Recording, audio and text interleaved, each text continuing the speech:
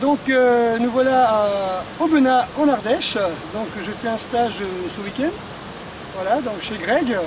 Et donc le thème travail énergétique, self-défense, les vrais qui ont un pot justement sur le travail énergétique avec le minimum de force, en utilisant l'énergie de l'adversaire. Donc le vrai but, le vrai sens de l'art martial. Donc là j'ai fait un cours au dojo hier soir et on a décidé de faire un petit question-réponse, ça peut aider certaines et certains d'entre vous. Voilà, donc l'avant-veille du stage. Donc, si vous avez des questions, c'est fort. Exactement. Tu veux commencer? Moi tu m'as parlé hier de souplesse particulièrement. Oui. Et tu disais que la souplesse est beaucoup moins physique que psychologique ou mentale. Et tu m'avais parlé d'exercice, accessoirement. D'accord. Alors la souplesse, en fin de compte, il y a différentes sortes de souplesse. Il y a ce qu'on appelle l'AGN, c'est l'amplitude gestuelle naturelle ou l'amplitude gestuelle normale. Donc c'est la capacité à un segment articulaire de s'ouvrir et de se fermer au maximum. C'est ce que l'on a en naissant. À moins de naître sous les bombes, évidemment, peut-être que ça doit jouer. Mais autrement, un bébé sécurisé est lourd, relâché, détendu. Et à partir de là, il est ce qu'on appelle souple, c'est-à-dire non tendu, relâché. Voilà. Donc ça, c'est vraiment ce que moi j'appelle la souplesse. Il existe plusieurs exercices pour la souplesse. C'est-à-dire, vous avez la souplesse où on travaille sur des réflexes myotatiques, par exemple. Si je pousse dans un sens et que j'étire, je vais être plus souple quand je vais étirer. Parce que j'ai poussé dans un sens et le corps résiste, et j'étire. Et inversement, si je bloque, donc je bloque mon muscle et après j'étire, je vais être aussi plus fort.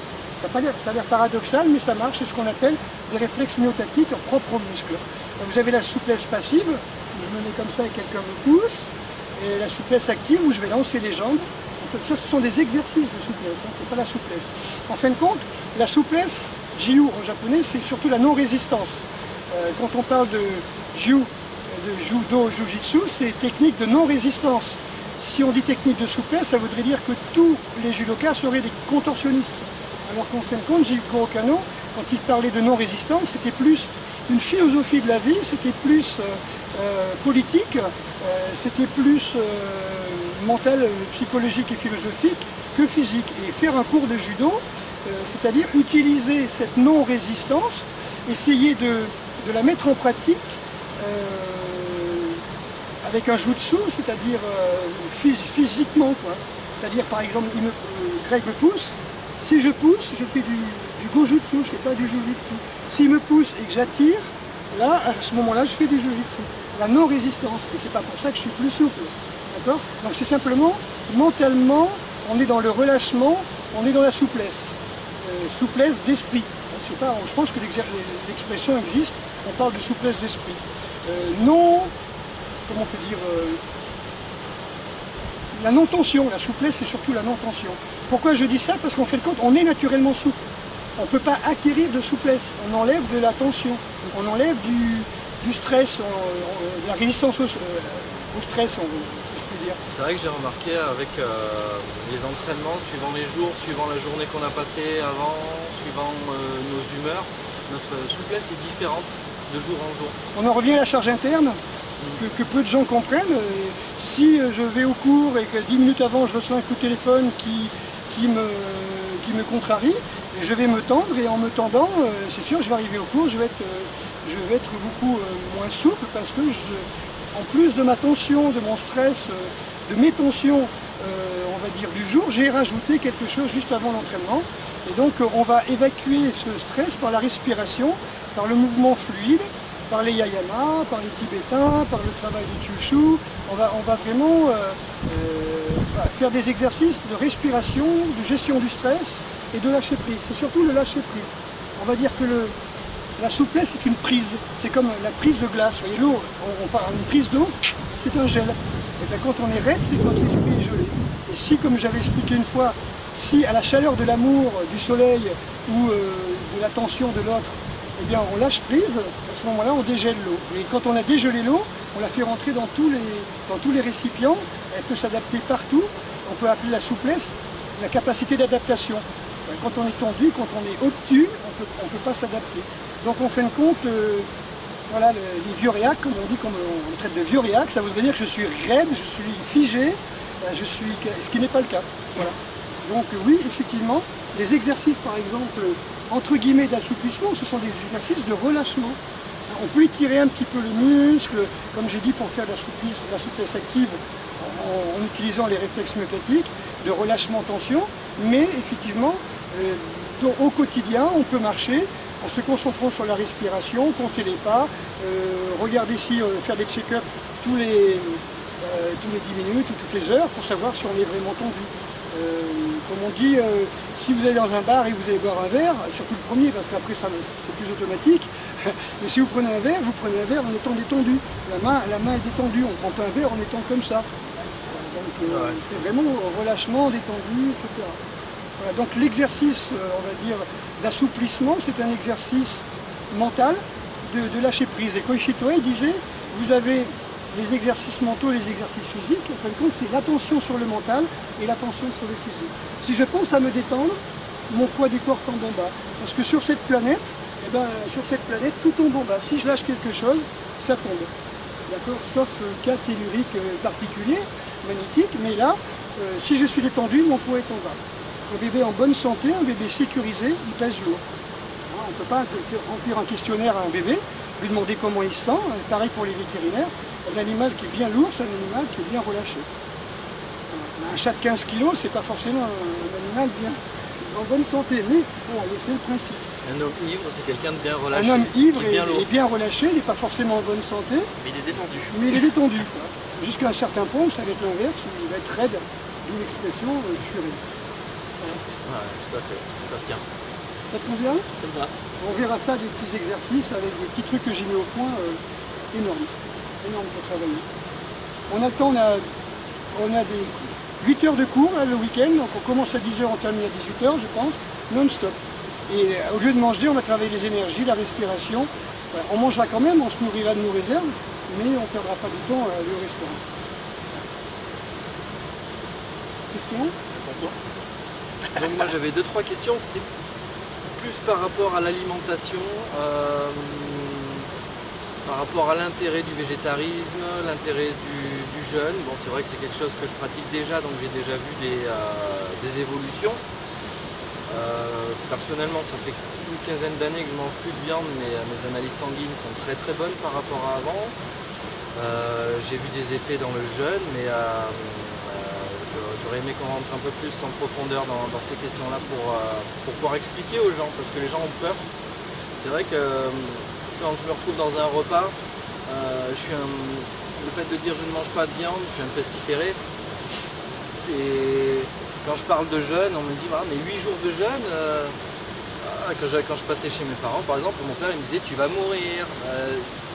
On va mourir quand même, mais propre. Voilà, peut-être propre ou avec plus d'énergie voilà. Ou plus léger. Oui, alors végétarien parfois c'est une insulte pour les bouchers. Végétarien, c'est du gag. Ben, en fin de compte, je voulais rebondir sur quelque chose que tu avais dit. Oui, effectivement, les gens ne conçoivent pas. Ben, on est dans une politique où il faut consommer, manger 3 à 4 repas par jour. On va vous prouver par A plus B que c'est bon. Ben, c'est bon pour le commerce, c'est bon pour la médecine, c'est bon pour la pharmacie. Est-ce que c'est bon pour la santé? C'est autre chose. Les professions de la santé, comme je dis, c'est des professions comme coaching, prof de sport, tout ça. Ça, c'est les professions de la santé. Après, les professions de la maladie, par gag ou je ne sais quoi, esprit de contradiction, on a appelé professions de la santé. Si tout le monde était en bonne santé, il devrait se recycler dans le sport. Et donc, oula. Et donc,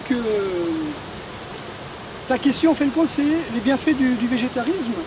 Je pense qu'on a été végétarien pendant quelques millions d'années, quoi. Donc, les bienfaits. J'ai 60 ans, pas trop de cheveux blancs. Déjà, on ne m'a jamais donné mon âge.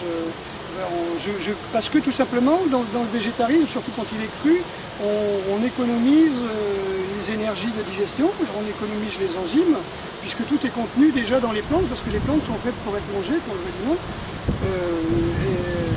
Les animaux, on ne leur demande pas leur avis avant de leur mangé. Et ce qu'ils ont mangé est déjà passé par un stade de digestion et d'assimilation. Donc on va dire l'énergie solaire qui vient se matérialiser dans les plantes, elle est déjà usée par les animaux.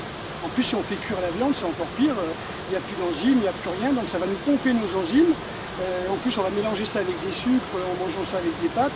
On va faire des AGE, des agents de glycation, des molécules de Maillard qui sont ces espèces de chewing-gum. Une opération d'alchimie, le feu c'est une opération d'alchimie où on va faire cuire la viande et là on va se dire, l'organisme va se dire, mais qu'est-ce que c'est que ce truc qui me donne à digérer? Ça n'existe pas dans la nature, je ne suis pas prévu pour manger ces choses-là. Alors après on dit oui, mais le fait que l'homme cuise sa viande, il a mieux développé son cerveau. Oui, mais bon, et inversement, quand il mangeait des fruits, il avait un cerveau 20% plus gros.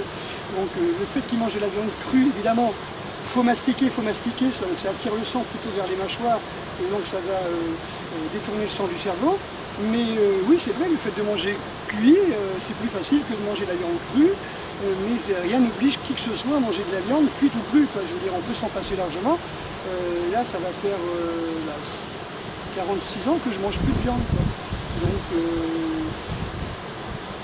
je me complémente pas avec des comprimés de viande, des B12, je ne sais quoi. Je veux dire, tout est dans la nature, je ne vois pas pourquoi l'homme aurait attendu 1900, 2010 ou 2020, les dernières découvertes, pour savoir comment se nourrir. Au contraire, les gens meurent de plus en plus tôt, dans un état de pire en pire. Il suffit de regarder les cimetières, regardez au début du siècle où les gens ne pouvaient pas manger forcément 3 fois par jour, ils mangeaient de la viande 1 fois par semaine, et pas forcément de la viande rouge, c'était uniquement les jours de fête, le bœuf, tout le monde n'allait pas tuer un bœuf tous les semaines, etc. pour manger. Donc ces gens-là mangeaient très peu, mangeaient surtout les soirs, et 1 fois par semaine peut-être de la viande. Les gens vivaient beaucoup plus vieux, quoi. Il suffit de regarder les cimetières, c'est pas... Voilà, un jour ou l'autre, on est toujours amené à aller dans un cimetière pour des raisons familiales. Et ben, vous regardez les tombes, vous regardez les dates, et puis vous apercevez que plus ça va, plus les gens meurent tôt. C'est pas faux. Ça c'est clair, 20 ans, 25 ans, 30 ans, des gosses qui naissent avec des malformations, des stérilités, des cancers. On a aperçu que les corps ne pourrissent plus. Oui, bah, ils ne pourrissent plus parce qu'ils mangent des trucs qui sont complètement irradiés, déjà irradiés, conservateurs et irradiés. Oui. Après le jeûne c'est la première médecine. Hippocrate disait par exemple, ce que le jeûne ne guérit pas, rien ne peut le guérir. Ce qui est quand même évident, quoi, je veux dire. On mange, on se fatigue, on arrête de manger, on laisse au repos les organes. On peut manger des fruits pendant un petit peu avant pour pouvoir se préparer au jeûne et commencer la détox. Et après, pendant qu'on jeûne, le corps se répare. Enfin, moi, j'en suis le témoin numéro 1 ces dernières semaines, où je m'étais surentraîné des avant-bras et j'avais des tendinites partout au cou, au poignet, aux épaules. Et puis 3 jours sans rien. C'est le principe. Tout ce qui est en hit passe au bout de 3 jours. Si on laisse au repos, donc 3 jours de jeûne guérit beaucoup de choses. On sait que la science actuelle, malgré ses intérêts pharmaceutiques, a prouvé quand même que 3 jours de jeûne augmentaient la résistance du système immunitaire. Alors on va vous dire, c'est bien de jeûner pendant un traitement chimique, c'est bien de jeûner pendant une chimiothérapie ou autre, mais bon, parce qu'ils veulent vendre leurs 30 000 € de chimiothérapie. Mais ça permet de ne pas mourir de la chimiothérapie peut-être. Et puis on va dire, la personne a guéri grâce à la chimiothérapie. Bon. Puis on va pas leur dire qu'il y a 2% de réussite parfois, parce que pour le cancer du poumon par exemple, je crois que c'est 2% de réussite. 30 000 € pour 2% de réussite, bon, c'est sûr, finir de payer la Porsche et la piscine, c'est intéressant pour le médecin, mais pour le malade, un peu moins. C'est vrai qu'il n'y a pas un médecin qui se fera faire une chimiothérapie parce qu'ils savent. La chimiothérapie, c'est un petit peu la roulette russe. C'est-à-dire qu'ils essayent des produits, des trucs qu'ils ne savent pas, ils te font un dossier et c'est toi le cobaye. Donc si jamais ils réussissent, le mec il a le prix Nobel. Hein. Si le gars il réussit à soigner un cancer avec la chimio, bah, il fait déposer le truc et puis super, il a le prix Nobel. Ouais. Voilà, donc on est des cobayes. Quoi. Après s'il se loupe, c'est pas grave. Ah ben non, c'est pas grave, c'est son métier. Je crois que le juge et chirurgien médecin, c'est les seuls métiers où tu peux tuer sans être inquiété par la loi. Par contre, si tu es prof de sport et que le gamin il se casse la jambe, là c'est terminé. Quoi. Ça, tu lui tournes le dos, il veut faire l'andouille, il se tord la cheville, et là c'est sous ta responsabilité. Mais le gars qui t'enlève l'appendice, et en fin de compte était venu pour te faire remettre un ligament croisé, c'est pas grave, il t'enlève un pied, le pied droit alors qu'il voulait le pied gauche, comme c'est arrivé dans les hôpitaux de Marseille dans les années 70. C'est déjà arrivé. Ouais, la personne arrive pour l'appendice, on se trompe d'étiquette, on lui coupe la jambe droite. Voilà, bon, ils font leur job. Mais voilà, il n'y a pas de recours. Maintenant, ils te font signer avant une opération 12 pages comment ça s'appelle ça, de non-recours en justice si jamais il y a une erreur. Quoi, tu vois. Un peu marrant. Quoi. Donc oui, végétarisme et jeûne, pour moi c'est la vie. Hein. Tous les animaux sont jeûneurs, quoi, je veux dire. Voilà, ils mangent des aliments physiologiques, aucun ne fait cuire, ils jeûnent quand ils sentent mal. Naturellement. Voilà. Alors je reprends toujours cette histoire vécue, hein, du piqué, je crois que c'est le piquéon, ouais, qui sa mère me téléphone en disant qu'il a des éruptions cutanées, et je lui dis ah bon, et avant qu'est-ce qu'il avait? Elle me dit ah bon, rien, mais ah ouais, oui c'est vrai, avant il avait une diarrhée, oui. Et je lui dis avant la diarrhée il avait quoi? Il me dit bah je sais pas, 2-3 jours avant j'ai fait venir le médecin, ah oui il avait de la fièvre. Ben, je lui dis bah, c'est normal, hein, le corps va éliminer en brûlant les toxines ou un trop manger, hein, par exemple, il a peut-être grignoté et qu'on lui donne à manger, il va manger, hein, au repas juste après. Donc il y a trop de nourriture, trop de calories, le corps veut brûler, on l'empêche, on fait tomber la fièvre. Il fait une diarrhée pour éliminer toutes ces toxines, on lui bloque la diarrhée, et donc il va éliminer par la peau, qui est quand même le dernier émonctoire utilisable.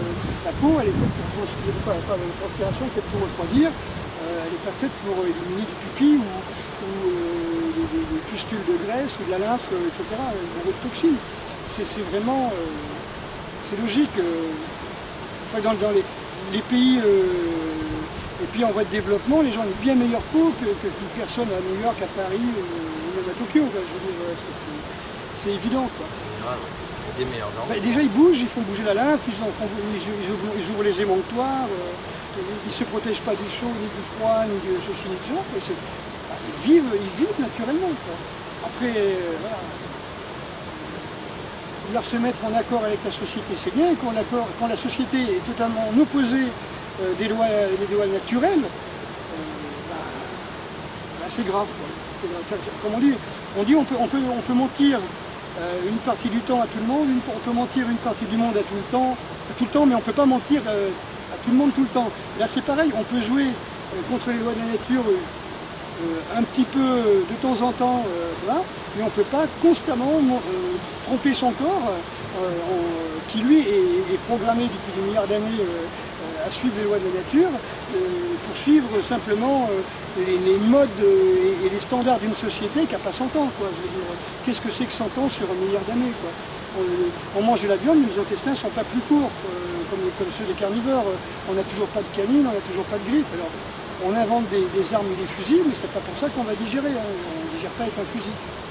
Donc, quelque chose de très logique, de très simple, mais on essaie toujours de compliquer. Il y a un axiome qui dit que ce qui est le plus simple, la solution la plus simple est la bonne solution. Question? Moi je suis en train de... J'écoute parce que je suis un mangeur de viande, donc du coup je remets en question. Et je me pose en fait, il y a un danger à manger de la viande ou il y a un danger à surconsommer de la viande? Alors, physique je veux dire, enfin de santé. Pour surconsommer quoi que ce soit, oui. C'est un danger. Là on est clairement dans la surconsommation de viande et de mauvaise qualité en plus. Voilà, alors, de toute façon il y aura toujours un danger à manger de la viande qui a été... dont l'animal a mangé je ne sais quoi, qui n'est pas naturel. Hein, ensuite, ces espèces de... L'animal, comme il vit en concentration, on va lui piquer des antibiotiques pour pas déjà qu'il ait des crises d'asthme, pour qu'il n'ait pas trop d'infections, des hormones de croissance, du clenbuterol pour faire une bonne viande bien sèche. Et puis cette viande-là, on va te la débiter et plus ou moins l'irradier, la conserver, te la faire bouffer 6 mois après, en raclant un petit peu le dessus, la mettant... Tiens, c'est pour les enfants, on la met en viande hachée avec un peu d'eau sucrée ou de lait sucré, voilà, ou directement dans les hamburgers. Quoi. Donc quelque part, il y aura toujours des dangers à manger quelque chose qui n'est pas sain. Maintenant, je te rassure, il ne faut pas croire que c'est dangereux par le fait même. c'est que si tu mangeais de la viande comme ça, et que tu passais ta vie à dormir, à boire de l'eau, à faire des exercices énergétiques, à faire du qigong, faire du yoga, et puis te mettre au soleil et ouvrir tes émonctoires, ce serait moins dangereux que de manger de la viande, rester assis et boire du coca et manger d'autres saloperies irradiées, des pâtes, des farines, des machins comme ça, hyper oxydés. Ça fait partie des choses qui sont dangereuses. Du pain blanc, surtout le pain de McDo, on avait compris que ça avait 40 agents chimiques ou un truc comme ça. Le mec qui boit de l'alcool, qui mange de la viande, qui fume, qui mange du pain blanc, c'est-à-dire le français moyen, oui c'est dangereux. Il ne faut pas s'étonner que dans les cimetières, les dates changent de plus en plus. Avant ils mangeaient comme ça, mais c'était pas le même pain, c'était pas la même viande, c'était pas le même vin. Et le tabac, il cultivait nous-mêmes. Donc il n'était pas irradié, on ne mettait pas de l'ammoniac pour que la nicotine soit plus addictive. Il n'y a pas d'antibiotiques, les animaux. Voilà. Ça n'a rien à voir. Donc oui, je pense qu'il faut manger très peu. On mange 4 fois trop en général. Il faut manger très peu et il faut manger au bon moment. Comme je disais, manger après l'entraînement c'est mieux. Longtemps après, enfin 1 heure après, de façon que le corps puisse éliminer les toxines quand même. Les études ont démontré qu'il y a de plus en plus de sportifs qui s'entraînent à jeun déjà. Énormément qui s'entraînent à jeun, ils ont des meilleures performances à jeun. Oui, oui. Je m'en suis aperçu par moi-même aussi. Tout à fait. Tout à l'heure on parlait de souplesse aussi. Quand j'ai arrêté la viande, mon lever de jambe a progressé de 20 à 30 cm de haut. Et le jeûne, tu fais 7 jours de jeûne, tu vas voir que le 7e jour de jeûne, tu es beaucoup plus détendu. T'as pas de gestion de digestion. Quand je dis souplesse, ça m'a donné plus de souplesse mentale et physique à la fois. Pardon la caméra parce que le son passe. Bon, ouais, c'est ça. Le fait d'avoir arrêté la viande. Je me suis trouvé plus souple mentalement et le corps a suivi. Alors, quand tu manges de la viande, tu manges aussi les hormones de souffrance, les hormones de stress de l'animal, qui a été égorgé généralement devant ses congénères, tué, etc., qui a eu peur, qui s'est chié dessus, qui n'est pas forcément vraiment mort quand on va lui couper les pattes, la tête, etc., et l'éventrer.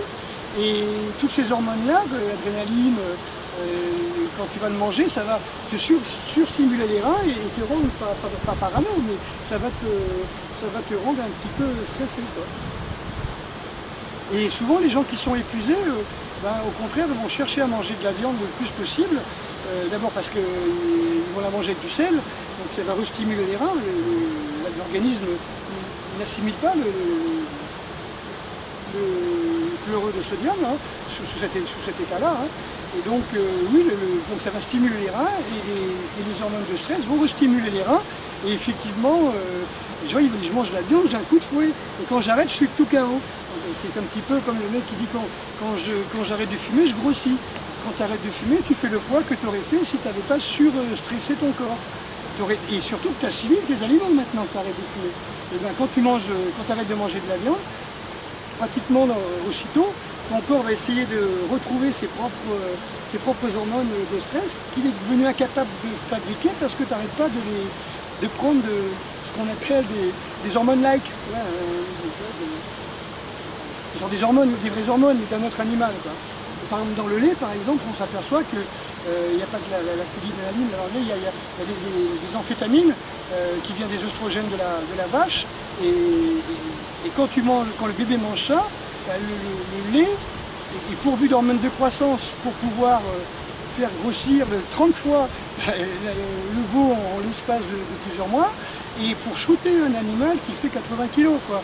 Alors qu'avec les amphétamines, sérotonine, etc., le pauvre bébé, quand il voit son lait de vache, il a une poussée d'hormones de croissance que le corps ne sait pas trop ce qui se passe, donc ça fait des gros bébés tout ronds, et les mamans sont contentes, le gros bébé tout rond, je ne sais pas pourquoi, et puis surtout, le bébé s'endort et tombe comme un truc parce qu'il a une dose de drogue incroyable, quoi, qui est fait pour un animal de 80 kg, pas pour un bébé de 4 kg ou 10 kg. C'est logique, aucun animal va les téter, faut pas dire ça parce que c'est vrai, dans la survie, il y a quand même, les animaux s'entraident, c'est-à-dire une chienne peut très bien allaiter un chaton si elle veut, quoi. Et voilà, mais autrement ça se fait pas naturellement. Donc il reste sur des tailles équivalentes aussi. Comment ? Il reste sur des tailles équivalentes. Oui, vaut mieux. Le chaton et le chat, oui, tu verras pas un chaton et la même taille, voilà. Tu verras pas un chaton et une vache. Alors, entre un veau et un bébé. Ou une girafe ou une éléphante, ça c'est clair. Voilà, mais Après, comme disait Oshawa là, en macrobiotique, elle disait, quand on lui disait dans les conférences, on m'a dit que le lait de chèvre était mieux. On a dit oui, le lait de singe est mieux que le lait de chèvre aussi. Tu vois, le lait de guenon est mieux que le lait de chèvre, c'est plus proche de nous. Mais le lait de femme est mieux et le lait de ta mère est encore mieux. Parce que le lait de la mère change au fur et à mesure que le bébé grandit. Il devient de plus en plus riche en protéines, mais ça excède rarement de 1 à 5%. Et c'est là où le bébé est au maximum dans sa période de croissance et il n'a que 5% de protéines. C'est-à-dire, c'est pas grand-chose. Quand on te dit qu'il faut prendre 15-20% de protéines dans un repas pour prendre du muscle, ça n'a aucun sens. Ça n'a aucun sens. Après, il y a les faux arguments sur la viande en parlant de protéines. C'est vrai que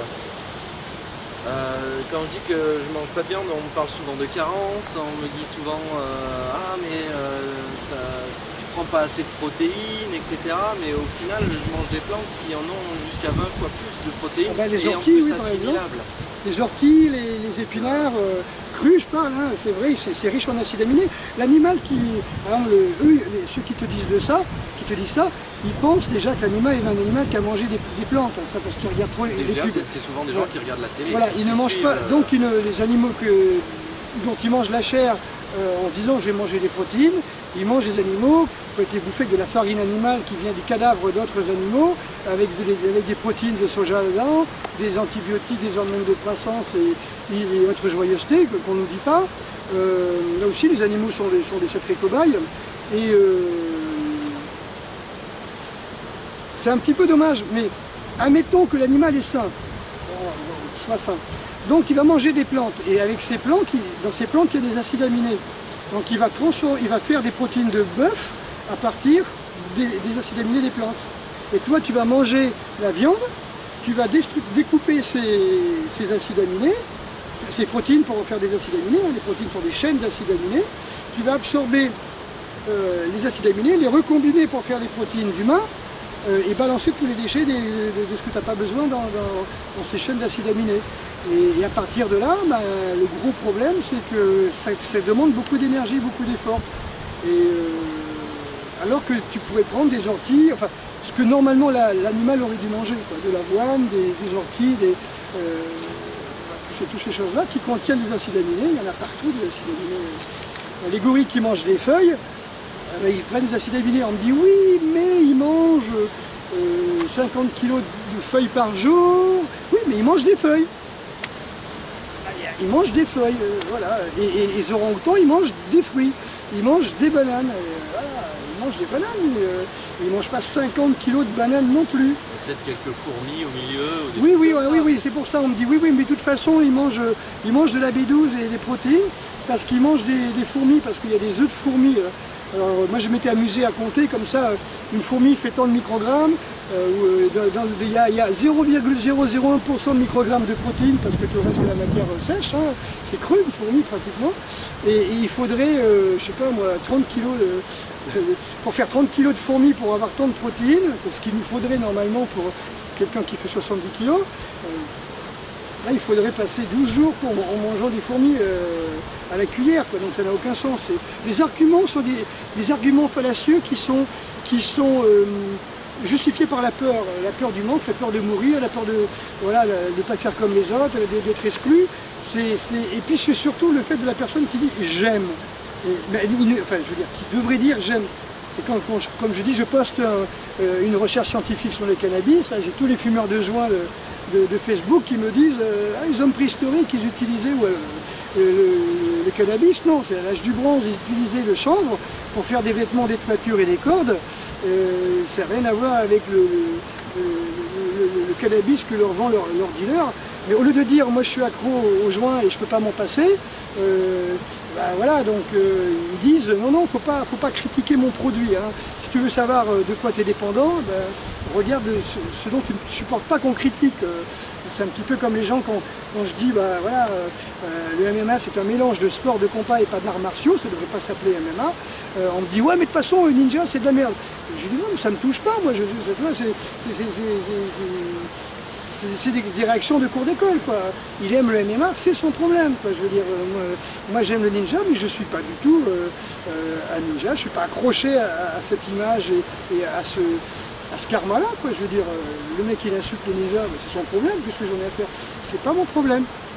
Donc voilà, les gens réagissent avec, on va dire, avec leur trip, en réaction, comme un animal qui te mord parce que tu l'as marché sur la queue. Bah là, voilà, c'est juste un truc d'ego.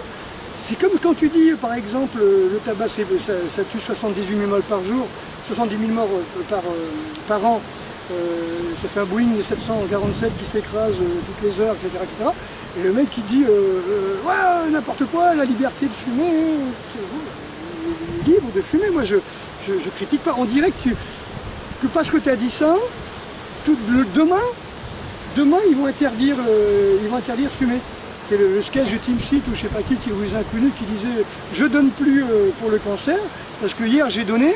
Et ce matin, j'ouvre le journal, il y avait encore des morts du cancer. Ça n'a pas marché. Donc, voilà, donc ça n'a pas marché, les données ça ne sert à rien. C'est pas parce que quelqu'un vous donne une information qu'il faut l'insulter. Voilà, alors je ne suis qu'un médium, le singulier de média, tout simplement. Je suis qu'un médium qui dit simplement j'ai une information, je vous la transmets. Si ça ne vous plaît pas, j'y peux rien, c'est comme ça. Et ceux qui ne sont pas contents, je leur dis, allez en Californie, au Canada ou en Allemagne, où ils ont fait ces études pendant des années sur 350 personnes, et dis-leur, ouais, moi je suis pas d'accord. Pas d'accord parce que c'est des fumeurs de joint.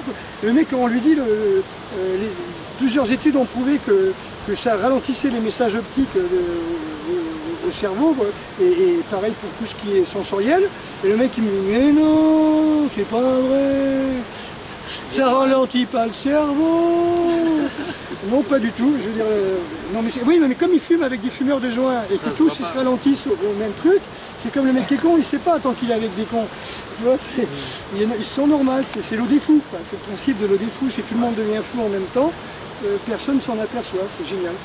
Donc voilà, c'est l'histoire de la Ritaline, quoi. C'est des parents qui sont sous benzodiazépine, ils disent ah mes enfants ils ont des troubles d'hyperactivité. Non, c'est toi qui as des troubles de sous-activité, c'est pas pareil, c'est un petit peu. C'est le monde à l'envers, mais on est dans le monde à l'envers. Un fruit n'est plus un fruit, si tu le plantes, il n'y a plus rien. Un fruit c'est l'organe sexuel, hein. Il contient les graines qui vont pousser, quoi. Voilà, le fruit, c'est le sperme qui contient les spermatozoïdes. Alors que tout petit, je me souviens que déjà dans les années 60, on me demandait à l'école de planter des graines. Et souvent, ça ne poussait pas. Donc ça veut dire que les traitements stérilisants pour les plantes, on l'a eu bien profond parce que ça date depuis bien avant les années 60. 70, on nous dit oui, il y a 40 ans, ça fait 40 ans qu'il y a des OGM. Ça m'étonnerait que ça fait 40 ans qu'il y a des OGM alors que déjà ils balançaient l'agent orange au Vietnam et ils essayaient de stériliser le pays. Voilà, donc ce que l'on sait, c'est nous, le public, qui avons 200 ans de retard sur ce que font les sciences pour détruire l'humanité. Hein.